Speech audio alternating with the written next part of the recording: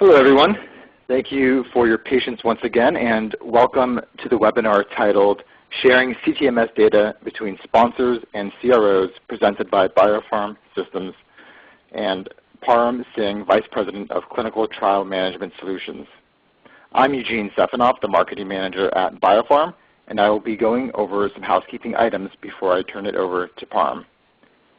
During the presentation, all participants will be in listen-only mode. However, you may submit questions to the speaker at any time today by typing them in the chat feature located on the left side of your screen. Please state your questions clearly. Note, other webinar participants will not see your questions or comments. Nonetheless, your questions to the speaker will be addressed as time allows towards the end of the presentation. If you still have unanswered questions after the webinar or would like to request information from BioPharm, feel free to visit the company's website for contact information. As a reminder, today's webinar is being recorded and will be posted on BioPharm's website within 24 hours. We will also be emailing you a link to the recording. This concludes our housekeeping items. I would now like to turn the call over to Param Singh. Thank you, Eugene. Welcome, everyone, to this month's webinar, sharing CTMS data between sponsors and CROs. Let me start out by introducing myself. My name is Param Singh, and I am the Vice President of the Clinical Trial Management Solution practice here at BioPharm Systems. I've been working in the industry since 1999 and have almost exclusively been working with the Siebel clinical product during that time. Before joining BioPharm a little over 4.5 years ago, I was part of Accenture's pharma R&D practice and leading Siebel CTMS implementations there as well. And overall now I've been part of, I think, about 17 implementations of Siebel Clinical now. And each of these implementations vary for different types of organizations, pharmaceuticals, CROs, medical device companies, academic research institutions. And they also range from anywhere from local implementations of 30 users or so to global implementations of over 4,500 users. And each type and size of organization has its own approach to selecting and implementing this type of solution. And each of the clients have had various ways of sharing data with partner organizations. And we're going to discuss some of those options today. Now that I've introduced myself, I'd like to take just a minute to talk about my team here at BioPharm and explain a little bit more about what we do. We provide a variety of services and products related to clinical trial management. We manage implementations of Siebel Clinical, whether those are custom implementations or implementations of our Siebel Clinical Accelerator, Ascend. We also implement Oracle Health Sciences LabPass, which is Oracle's Phase 1 automation solution. Also, if you've seen some of our previous webinars, you know that we do some extensive work with integrations in Siebel Clinical or LabPass and related systems. Our approach to system implementations is very process focused. So we also provide our process consulting services to help organizations define and harmonize their SOPs and business processes across their organization with respect to clinical trial management. And we offer comprehensive training services and products related to Siebel Clinical and our Ascend solution as well. That's just a glimpse of some of the services and products we offer in the space. And for more information, feel free to look on our website or contact me directly. So let's look at today's agenda. We're going to start out by discussing the industry trends of sponsor companies outsourcing their studies to contract research organizations, and then examine the key factors to be considered when choosing a method for sharing data between sponsors and CROs. And then we'll look at three ways of handling data sharing between sponsors and CROs. Exporting data from the CRO's CTMS system and importing it into the sponsor CTMS. Providing CRO staff members with user accounts in the sponsor CTMS. And a direct automated integration from the CRO CTMS with the sponsor CTMS. So we're going to discuss all three of those options and look at sort of the pros and cons of each method. And then we're going to analyze a particular scenario to determine for that particular scenario what the best data sharing method may be for that situation. And then I'll spend the last 15 minutes or so answering any questions that you might have. And like Eugene pointed out, any time during the presentation, during the webinar, you're able to submit questions on the chat feature. So feel free to do that as we go along, and we'll address those questions at the end of the session. Let's get started.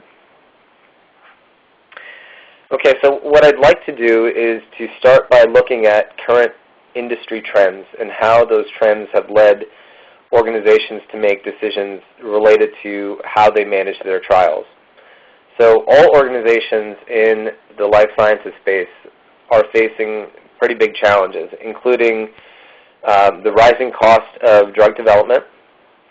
As of February 2012, we're averaging about $4 billion per approved drug, so a considerable amount of costs related to drug development. There is government pressure to lower healthcare costs. The Obama administration has been especially vocal about the need to lower healthcare costs for everyone. There's increased FDA scrutiny for safety and uniqueness. If what your proposed drug isn't unquestionably safe and it isn't significantly different from other drugs on the market, it's likely to not getting approved. There's greater demand for post-market studies, and these are long and often complex studies, which tend to drive up the cost as well and tend to be expensive. There's competition from generics. The industry is facing an unprecedented expiration of patents between now and 2017.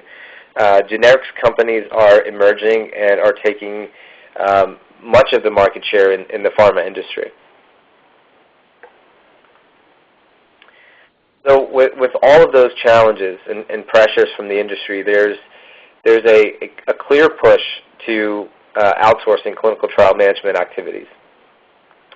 Clinical trials represent the largest overall expense in the drug development process. We've seen that clinical trials account for nearly 70% of total R&D costs that are incurred. And because of that, companies are always looking to how to lower those costs.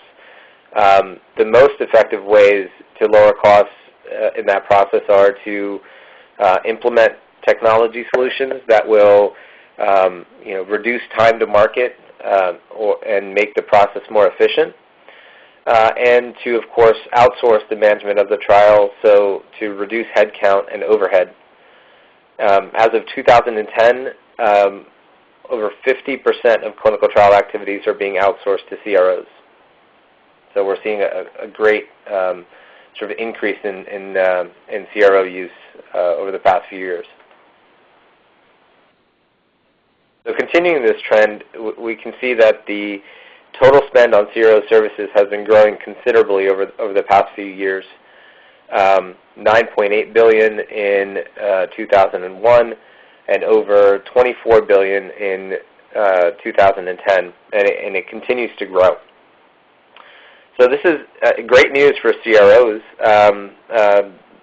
but poses some additional challenges, like the need for greater collaboration and efficiency in sharing of the data between these organizations. We've included a quote here from Frost and Sullivan: a balance that includes ongoing communication, timely access to data by sponsors, and project updates must be maintained in order to achieve successful relationships. And so the focus of today's webinar is on the timely access to data by sponsors piece of that relationship. So let's look at 3 of the possible methods for sharing data between sponsors and CROs. The first, when choosing a method or looking at sort of the methods that are available and how to share that data between your CRO and sponsors, there are certain key considerations that need to be evaluated. First is data turnaround. How quickly the sponsor needs clean data available to them. In some cases, there's less of a oversight from a sponsor, and they don't need data on a very, very timely basis. But we're seeing more and more that sponsors would like very, very frequent sort of updates, near real time to the data to be able to make decisions on that data.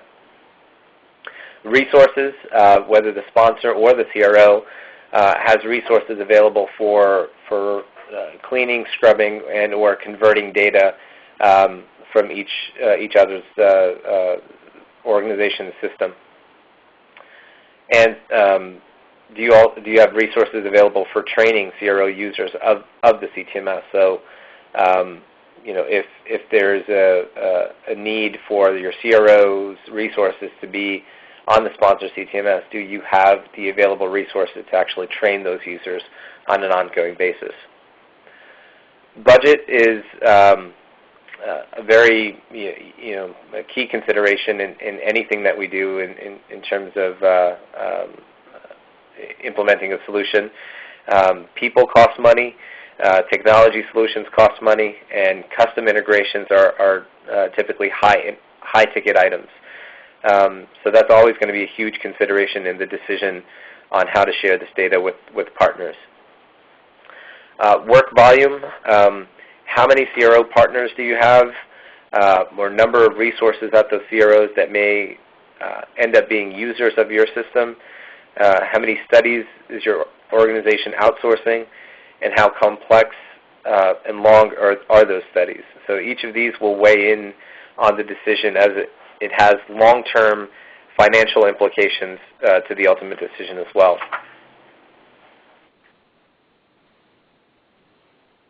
So let's look into the various methods or options available to us. The first method, CRO export and sponsor import. So this is where when the data is entered into the CRO's CTMS system, it's scrubbed or maintained by the CRO. It's then exported from their CTMS, and then it's converted to fit the sponsor CTMS requirements, and then imported into the sponsor CTMS. So this is essentially a step-by-step process of getting data out of the CRO system and into an in-house system at the sponsor. This is just a step above of just getting reports, which used to be the main product or output from CROs. This is a fairly manual process of moving data from one system to another. First, let's look at the benefits of this method. From a cost perspective, it's relatively inexpensive, as you're not doing any sort of heavy automated processing of the data. Like I said, it's pretty manual step-by-step process. Even though there may be tools in place to automate certain pieces of that process, there's still human intervention along the way. The imports and exports are easy to modify as needed. They're not standardized, so can work with multiple formats, and since they're not standardized, they're a bit more flexible in nature. There's minimal technical skills required for this option. Again, no automated or heavy automated processing of the data, so it's relatively manual process. It doesn't require deep technical skills and integration. There's low risk of sharing unclean data, as cleaning or scrubbing of the data is part of that process. And there's also low risk of sharing confidential data as there's human intervention, again, along the way. So confidential information would be removed before handing over those exports. The drawbacks of this approach, since it is fairly manual, since there's no established frequency of imports and exports, these updates depend on a clear communication between the sponsor and the CRO on when this is required. So this could pose a challenge in sort of scheduling these updates going forward. Again, it's mostly manual process. You need resources to manage the process of cleaning the data and importing and exporting it for each outsourced study. There's no automated data validation prior to importing the data unless some automated validation is put in place during the time of the import. Since there's no established frequency, there's no anticipating when the data would be available once the request for the data is made. And with those long turnaround times of data updates, the data in the sponsor system is usually not current. So any decisions that you're making based on that data may not be as timely. So let's look at the second method. The second method is to simply allow the CRO's resources to be users directly in the sponsor's system. The sponsor creates a specific user role in their CTMS for each type of contracted resource that will be performing data entry, creates those accounts, assign roles to those accounts, and provides each contractor at the CRO with a login ID and password for the sponsor CTMS. And then the CRO contractors will enter data directly into the sponsor's CTMS system. This has been a fairly common practice among sponsor organizations. But as more and more CROs are adopting robust CTMS systems, we've seen a decline in this option. As CROs are opting to do all of their management in their own systems, rather than going onto a sponsor system for each different sponsor for each different study. In any case, let's look at the pros and cons of this approach. So the benefits of this approach are that, again, there's no technical skills required other than the ability to use the sponsor system. So they have to train on the sponsor CTMS system and process. There are no exports or imports that are needed. There's no integration costs that are incurred, so this is also relatively inexpensive. There's no integration or import error logs to investigate or error records to resolve. And the data is pretty timely in that it's going to be available as soon as the external users enter it into the system. So while it may seem like the benefits of this approach are pretty compelling, the drawbacks to this approach may lean your organizations away from this approach. First, it requires time and resources to train personnel at each CRO. So consider the turnaround of resources at the CROs and the ongoing training requirement. Taking that turnaround into mind. In addition to training, you must also support all of the external users with a help desk as well. So ongoing support and maintenance, for those users is something that you'll need to account for as well. So with that, there's an increased. Actually, I skipped a section. So with certain CTMS systems, your organization will also have to take the burden of user licenses for those external users as well.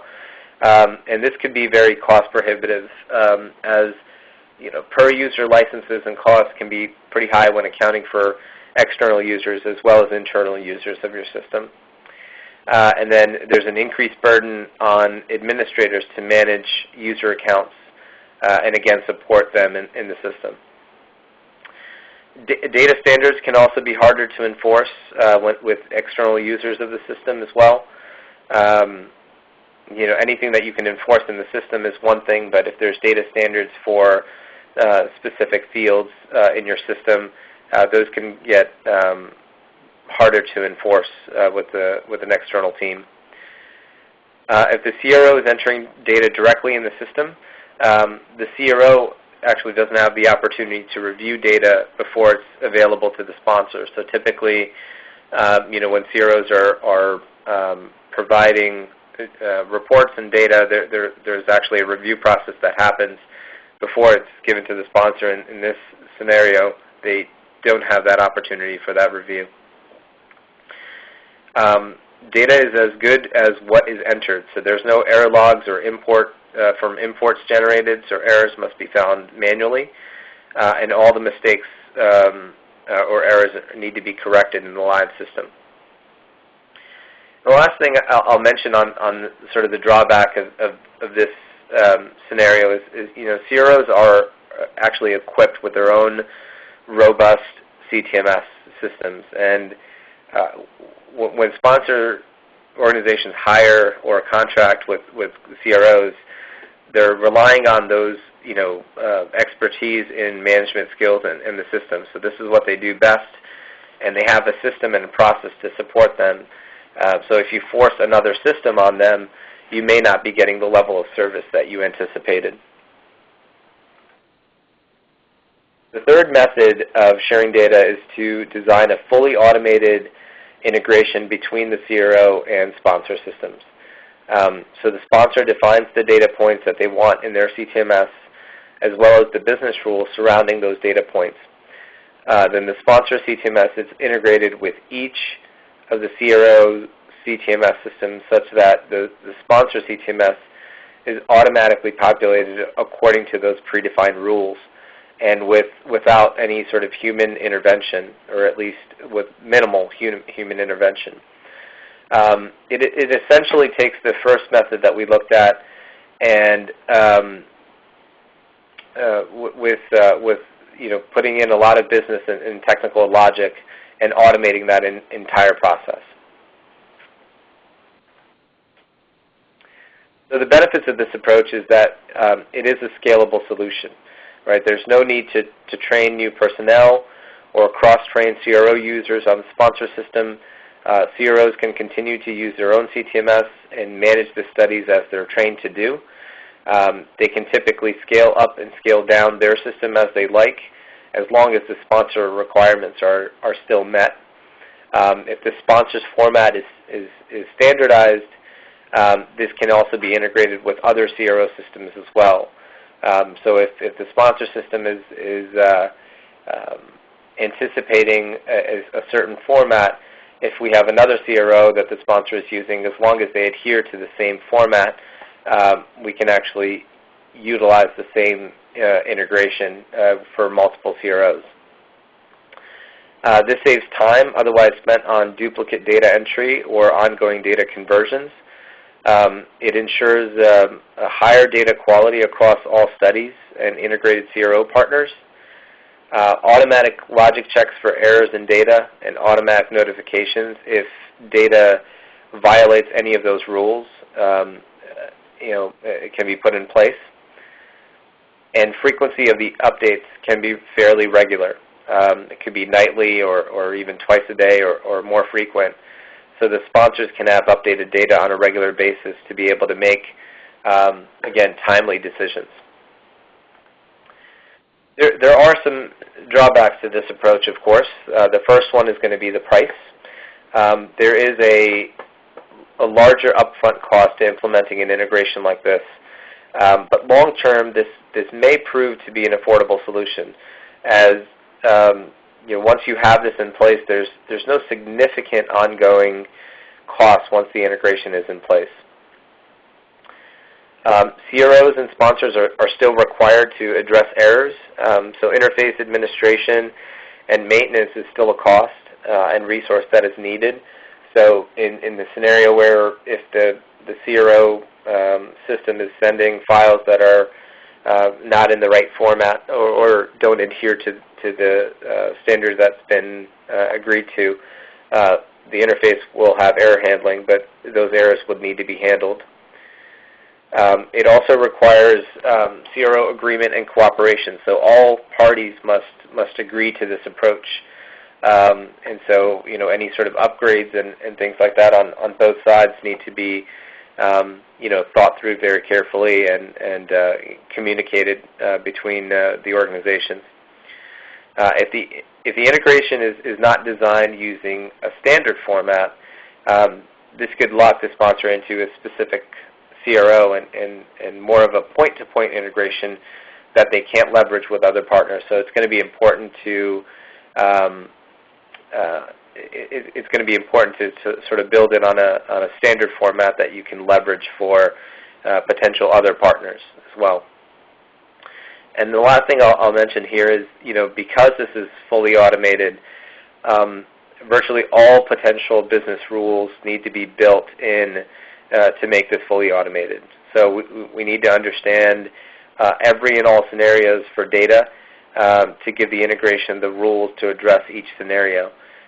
So we need to think through this implementation very carefully to be sure that nothing is missed. So you can, again, fully automate this, but you need to account for any specific scenario with the data that's coming back and forth between the organizations.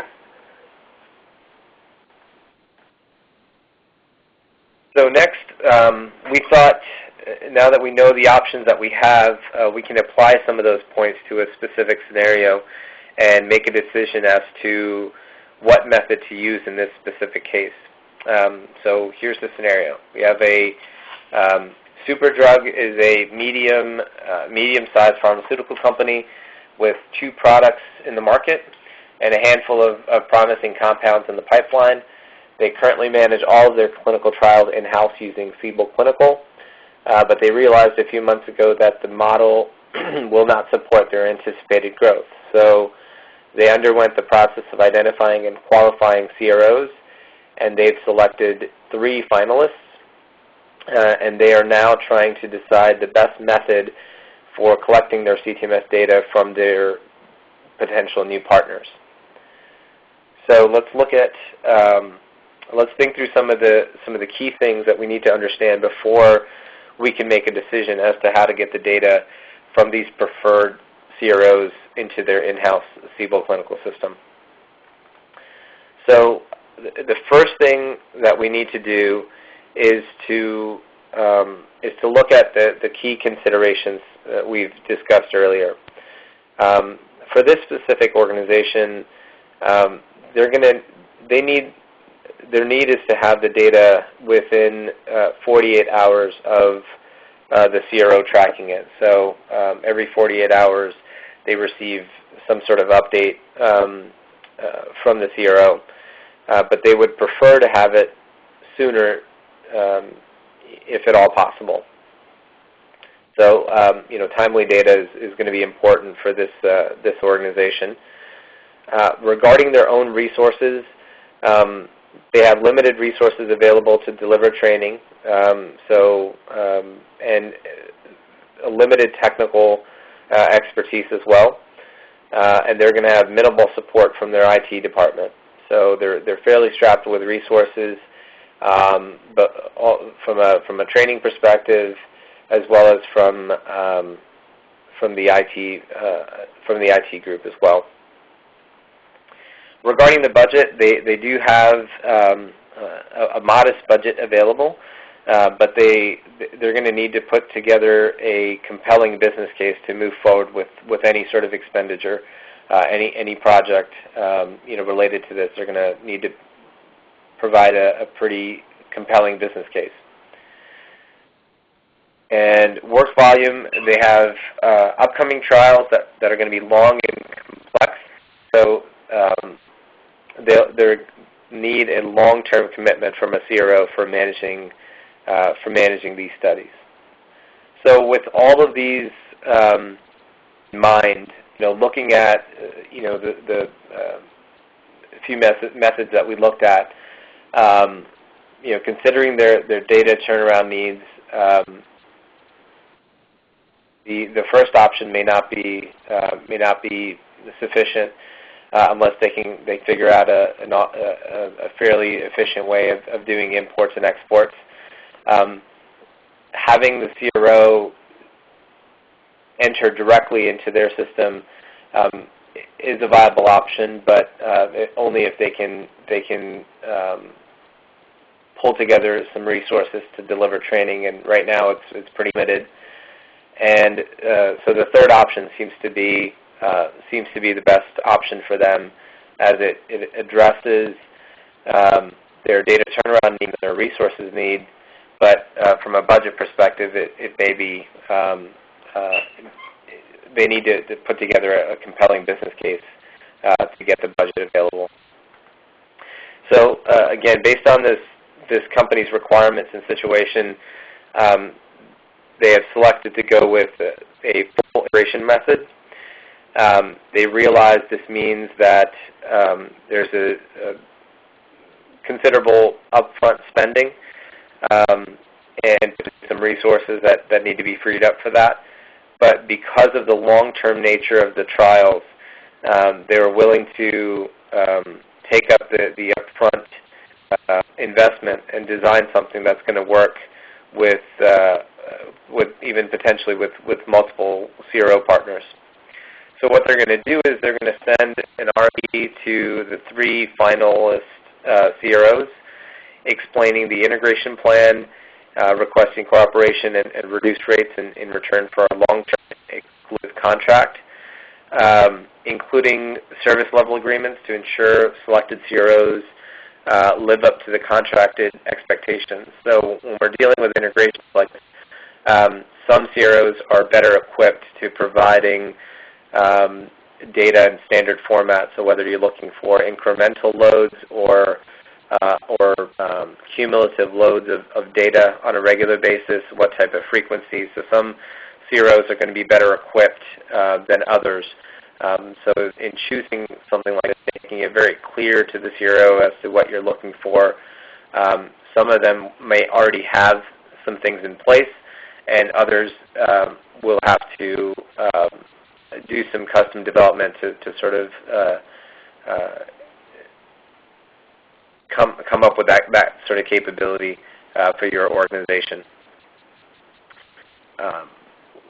If a CRO doesn't have this capability, and they would have to actually develop something to enable this.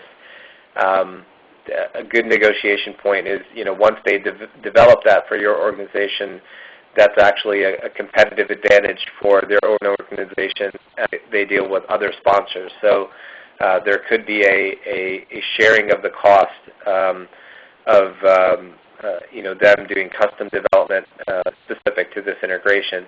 As once it's complete, they can actually leverage that and offer that to their other clients. So we've seen in the past. So then what you'll do is use the best proposal to draft a business case for the integration.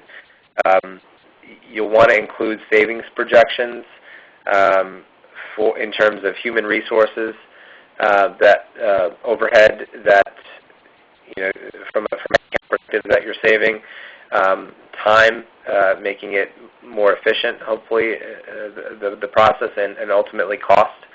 So all of that needs to be included in the business case. And emphasize scalability, efficiencies, and data quality in that business case, to show that the long-term benefits of an integration such as this. So once approved, you'll choose an integration vendor who's going to build the integration, again, in a standard format, so you're not locked into that specific CRO, and you can actually use what's been put in place with any other vendor in the future. All right. So that brings us to our question and answer portion of our webinar. Again, if you have a question, please submit it to the chat function on the page, and I'll do my best to answer those questions. you, Parm. If anyone else is hearing choppy voices, I apologize. I'm not sure what the technical difficulty is, but we'll try to bear through that. Once again, just to repeat what Parm said, before we go on to the Q&A session, just want to remind everyone that you can ask questions via the chat feature. We'll try to get through as many as we can. I will be asking Parm these questions as they were stated. So if something is unclear, I apologize, but hopefully everything will be clear. So we'll go on to the first question, and this is a lengthy question, but we'll go ahead and give it a try. So question number 1, we currently run EDC trials and need a way to know who at the site should have EDC access. The main way we get this information is through the CRO's CTMS system. Many times the information is incorrect, such as the spelling of the name, role, or certain information is not complete. Do you have any suggestions on getting around this, since it appears that the CTMS system at the CRO has many, quote, hands in it, which I believe leads to the inconsistency of the data being reported out of it? That's a great question. So we've seen this before with CROs that sort of open up their system to all of their users from to handle some of the reference data. So particularly contacts, accounts, and addresses are entered by any user in their CTMS system, and that's not the preferred sort of setup for their CTMS, and that leads to data integrity issues, like you said, contact spellings and things like that. That are incorrect, or there's duplicate contacts in their system, and unfortunately, there's not an easy way to handle that other than addressing that with the CRO to have them perform some regular sort of cleanup on their side. The other thing that we're now seeing being used is like a customer master system on the sponsor side. So customer master will actually, when you receive data from the CTMS, from the CRO CTMS, certain elements like the contacts, accounts, and addresses can actually be run through a customer master system, a matching program before it goes into the CTMS. So there's some element of cleanup that you can do, at least on the contact accounts and addresses records, but specifically with data issues with what's in the CRO CTMS. The best way to handle that is to address that with the CRO and have them perform some regular cleaning on their side. If obviously, if you don't want to be in the situation where you're doing that constantly on your side, because even if you clean it up on your side, some of the data on the next update from the CRO may actually overwrite it anyway and make it incorrect. So depending on how that's being updated, you can choose to do that on your side, but if it's going to be overwritten anyway with the next update, you're going to have to test that specifically with the CRO. Great, thank you. The second question is, what is the best way to ensure that the CRO is actually checking the data that is being input into their CTMS? Yeah, I guess this question is related to the first one around, just making sure that the CRO is actually entering in, accurate data, and it's actually being reviewed and, prior to being, even reports or anything being sent over to the sponsor. I think there's probably, from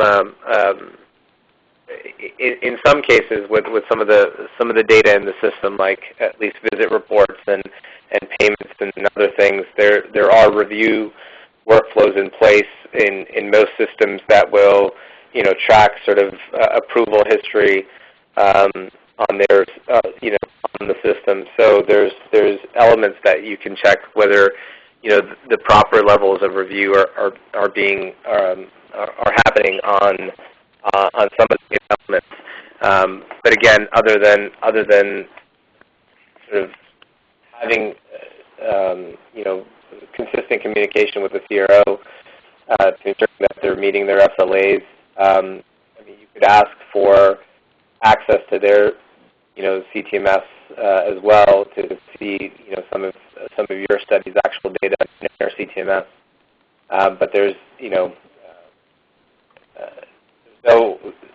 there's no easy way for you to ensure that everything is happening on the CRO side, other than sort of addressing it directly with the CRO. Great, thanks. Next question is, can you speak to the impact of CDISC ODM import-export capabilities as an option for interfacing between CTMS and CDMS systems? Sure. So CDISC ODM, I think we can do XML standard imports and exports option for the EDC systems in CDISC format. I'm just looking something up so I can answer that question. Okay. So if you can use the CDISC ODM to export data from EDC, then we can actually build a standard interface in Siebel CTMS to import it as well. So if it's a standard XML structure and format that we're looking at, that capability to integrate with Siebel CTMS is there. For that specifically. Great, thanks. If our preferred CRO has their own CTMS, is there a need for us to have or maintain one of our own?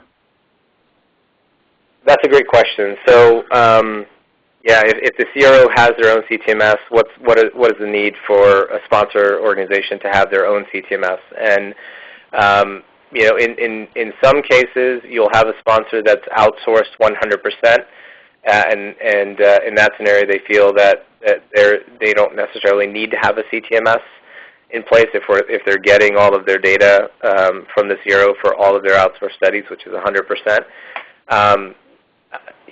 But in many cases, we see that there's sort of a hybrid approach to outsourcing where they've outsourced most of their studies, but they're still running or managing some of their studies in-house. In that scenario, you're still going to need a CTMS.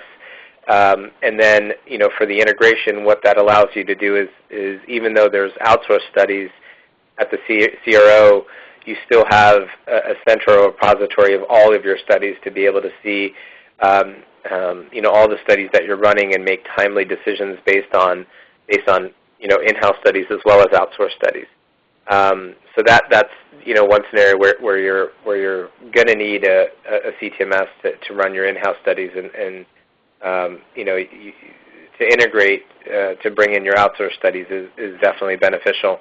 But even in the case where you're fully outsourced, again, to see that data, to be able to do trend analysis on all of your outsourced studies, to be able to make decisions on your outsourced studies, and run sort of comparisons between studies that have been similar studies that have been run in the past, new studies that a CRO is currently doing, and sort of draw some comparative analysis.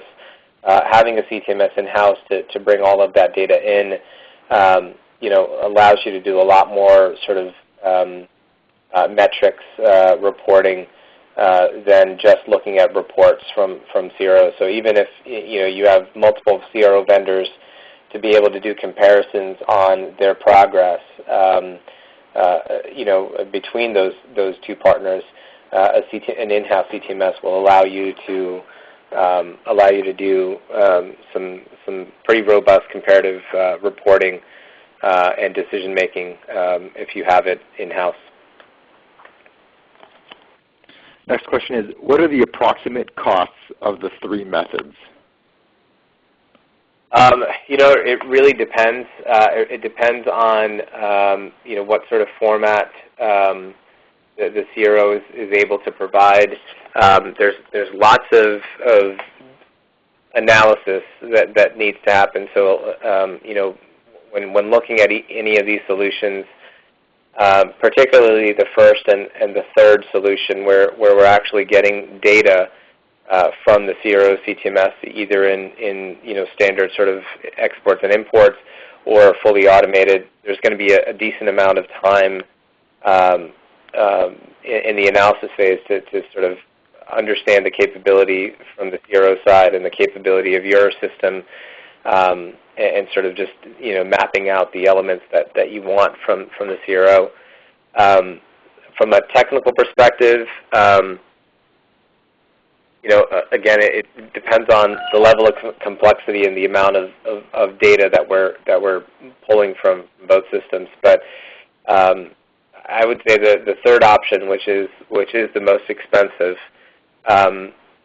what I've seen typically is several months of analysis, design, development, and testing. So you're looking at the minimum sort of a 5 to 6 month project to on the upwards of a year, just to sort of integrate sort of everything around a clinical trial with your CRO partner. And a lot of that has to do with there are two teams working on that integration. The CRO team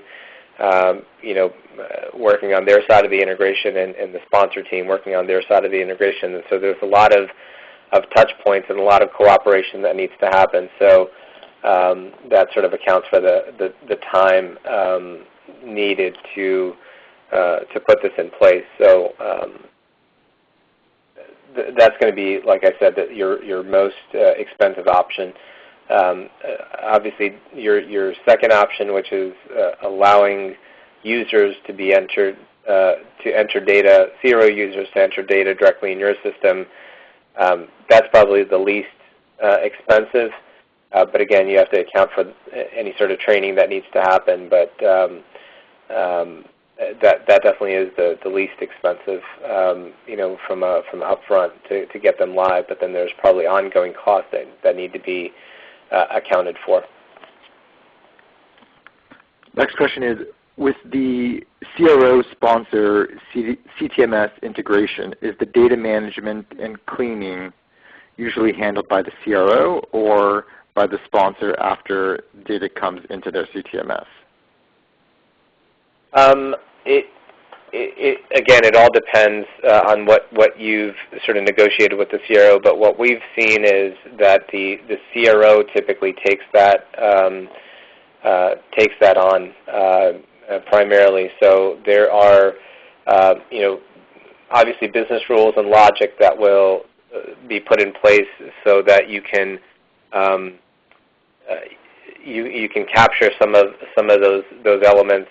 From if data is not in the right format or the right values for drop-down fields is not given from the CRO, or if there's a mapping that needs to happen, some of that can be done on the sponsor side. But whatever the standard format that's going to be that the sponsor is anticipating, the CRO typically handles the cleaning on their side to make sure that it's in that format. Because again, to be able to leverage this for multiple CROs, each of the CROs need to provide data in a very similar, in the same format. So they're going to need to do, I would say, the bulk of the cleaning if you're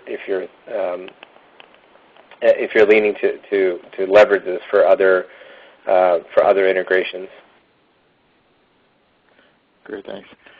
The next question is, what are the best methods and practices you would suggest for the integration between a CRO's homegrown CTMS system with the sponsor's commercially off-the-shelf system and vice versa? Okay, that's a great question. So, and I'll give you an example. So we've done this integration before where a sponsor organization was integrating with multiple CRO vendors. And again, we used a service-oriented architecture approach, a SOA-based approach, using standard XML files and XML messages and web services, sort of going back and forth between the CRO and the sponsor system. And with that, each of the CROs actually had a different system. So one of them had Siebel, another one had a homegrown system, and I believe the third one also had either a different system or a homegrown system. So, but in any case, each of them are providing the data in the same XML format. So the approach that we take to integration is very, I guess, system agnostic, right? So that it doesn't really matter whether the CRO system is a homegrown system or a commercial off-the-shelf system like Siebel Clinical. And so the integration takes that into account, so that it's just a standard XML. We've published an XML format or a structure that each of those CROs are adhering to. And so on the sponsor side, they really don't care whether they have a Siebel system or they have another COTS system or a homegrown system that they've developed, as long as they can generate the XML files for the entities that we aim to integrate in the same format that's been published. So that's really the benefit of going this route, because you're not building these point-to-point interfaces, and you really don't care what the other system sort of looks like, as long as they can put the data in the format that you need. Great, thank you. Is the transfer of data always unidirectional from the CRO to the sponsor? Is that the best practice? That's typically what we see. So, the CRO is the sender of data, and the sponsor CTMS is the receiver of that data. I'm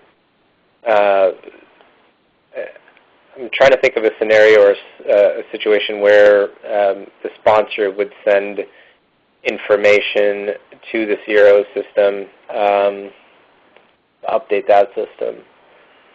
Can't think of anything that the CRO would need that they don't already have. Yeah, I would think that's what we've seen so far, and that's what we've done for the most part. I don't really think there's I don't think there's a huge need for anything from the sponsor system to go to the CRO. It's primarily going to be unidirectional from the CRO to the sponsor. Great, thank you. How is the training of the system implemented? The training of, okay, so I'm assuming this means that if we're going with option 2, the training of the sponsor system to the CRO users, and that's, again, that's based on what the sponsor sort of has in place for training on their system, and typically they'll utilize on-site trainings for the initial training, but there's e-learning and others that may be in place to train those users. But it's really up to the sponsor and what they have in place to train all of their users. But CRO users, just a side note, if you have in-house studies that you're managing and you have outsourced studies that you're allowing external CRO users to be in your system, you're going to want to create very unique user roles for those external users, because you probably have more visibility for your in-house users, to view things like payments and contracts and other things in the system. So for your CRO users, you want to make sure that the roles that you define are very limited in nature to what they're actually doing in the system, and so they don't have access to other studies, they don't have access to payments and contracts and other sensitive information in your CTMS. If in fact you have both in-house and external and outsourced studies in your CTMS. Great, thanks. I think we have time for one more question, and you might have already answered this, but we'll ask it again. You have addressed the high cost of the final option, which makes sense, but how long does it typically take to get the integration up and running for a single CRO? Yeah, it's going to be several months. So, if you're setting the expectations of we want to put this integration in place, how quickly can we get this running? You're going to set the expectation a minimum of I would say about 6 months, and that's just because all of the discussion that needs to happen, the design that needs to happen, the mapping that needs to happen. The technical part of it is actually probably once all of the decisions have been made on the approach, the technical pieces are relatively straightforward because we're using sort of standard approaches to the integration, and then the testing and validation are going to be fairly time-consuming as well, because these systems are, if you're fully automating it, you're going to again want to be able to test every data file, every data structure, and every error that you're handling in that integration. So you do have to test out quite a bit of scenarios in any sort of integration project. So I would say minimum 6 months, but it could be longer, depending on, again, the complexity of the interface and also what sort of capabilities your CRO partner has in place. There are some, like I said, there are some CRO partners that we've worked with that have already put these integrations in place for some of their clients. So they will be able to leverage those things that they have in place to accelerate the integration with your organization as well. So you might have some savings there, but it's still going to be any sort of integration. And this one is pretty large. You're going to look at several months of from the time that you start the analysis to go live of the interface. Great. Thank you so much. So it looks like we have used up all the allotted time we have for this webinar, so that'll end our Q&A session. If you do have other questions, I know we didn't answer all of them, but feel free to contact us via phone or email. As a reminder, today's webinar will be available on biopharm.com within 24 hours for you to review and share with your colleagues. We thank you very much for your participation and hope that the information we provided you today was helpful. We have a number of other CTMS webinars scheduled. You can find those on the website, and feel free to register for those. So once again, thank you so much for attending. Have a great rest of the day and evening.